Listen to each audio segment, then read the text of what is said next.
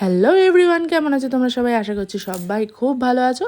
তো রিসেন্টলি আমরা চলে গেছিলাম মায়াপুর সপরিবারে। তো তোমাদের সাথে তারই কিছু মুহূর্ত শেয়ার করতে চলে আসলাম।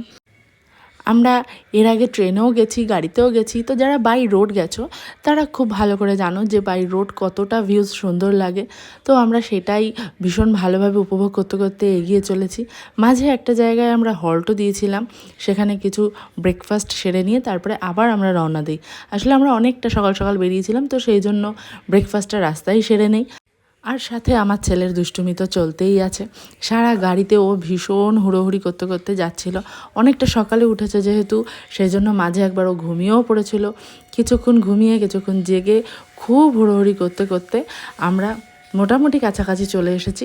ভিউজটা এত অপূর্ব, তোমাদের সাথে সেটাই শেয়ার করছি। আর এইভাবেই আমরা পৌঁছে গেলাম মায়াপুর। তো মায়াপুরে পৌঁছেই আমরা ড্রেস চেঞ্জ করে রেডি হয়ে গেলাম মন্দিরে যাওয়ার উদ্দেশ্যে। আমরা মন্দিরের বাইরেই একটা হোটেল নিয়েছিলাম, ফলে রেডি হয়ে মন্দিরে চলে আসলাম আমরা। তো এসে মন্দিরে ঠাকুর দর্শন করলাম, মন্দিরের আরতি দেখলাম। দেখার পরে আমরা সেখানে বেশ কিছু ফটো, সেলফি, ভিডিও এসব তুলে তারপরে আমরা বেরিয়ে পড়েছিলাম কিছু খেতে, অর্থাৎ লাঞ্চ করতে। লাঞ্চ টাঞ্চ করে আমরা আবার হোটেলে ফিরে যাই এবং আবার সন্ধ্যাবেলা আমরা সন্ধ্যা আরতি দেখতে চলে আসি মন্দিরে।